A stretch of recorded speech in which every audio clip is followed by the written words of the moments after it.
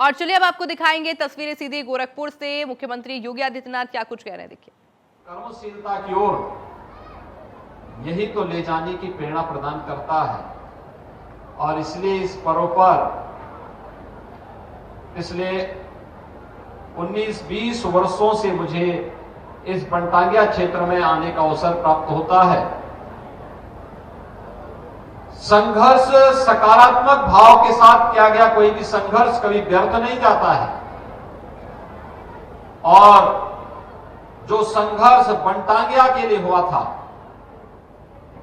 वह सार्थक हुआ है और हमें प्रसन्नता और तब होती है जब मैं अब बनटांगिया गांव में भी यहां के गरीबों के पक्के मकान देखता हूं, उनको पेयजल की सुविधा देखता हूं, यहां पर भी बिजली देखता हूं, यहां पे भी अच्छे विद्यालय और आंगनबाड़ी केंद्र को देखता हूं। इनके लिए शासन की सभी प्रकार की सुविधाओं को प्राप्त होना सही मायने में यही दीपावली है और यही राम राज्य है। इसके लिए आप सबका मैं हृदय से अभिनंदन करता हूं, आप सबको बधाई देता हूं। भाइयों बहनों, कार्य करने का एक जज्बा होना चाहिए और भाव यह होना चाहिए कि मैं जो करूं दूसरे का अहित किए बगैर मेरे परिश्रम से, मेरे पुरुषार्थ से जो हमें प्राप्त हो उसको भी मैं अपने परिवार के साथ, समाज के साथ, हर गरीब, वंचित, दीन दुखी सबके साथ जोड़ करके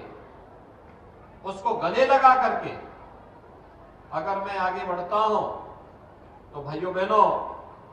याद रखना यही फलीभूत भी होता है। आपने देखा होगा पिछले कुछ वर्षों में बदलते हुए उत्तर प्रदेश को देखा है, बदलते हुए भारत को भी देखा है, क्योंकि जब ईमानदारी के साथ कोई प्रयास किया जाता है तो उसके परिणाम भी परमपिता परमेश्वर से, ईश्वरीय कृपा से उसके परिणाम भी सकारात्मक ही होते हैं। आज से 6 वर्ष पहले क्या कोई सोचता था कि अयोध्या में भगवान राम का मंदिर बन पाएगा? एक सपना था, लेकिन आज मंदिर बन ही नहीं रहा है। अब तो बल्कि राम मंदिर के निर्माण के साथ साथ रामलला के विराजमान के लिए तिथि भी तय हो गई है और ये संपूर्ण भारत को अकेले ही नहीं, दुनिया के अंदर सनातन धर्मावलंबी और भारतवासी जहां कहीं भी रहता है उसके लिए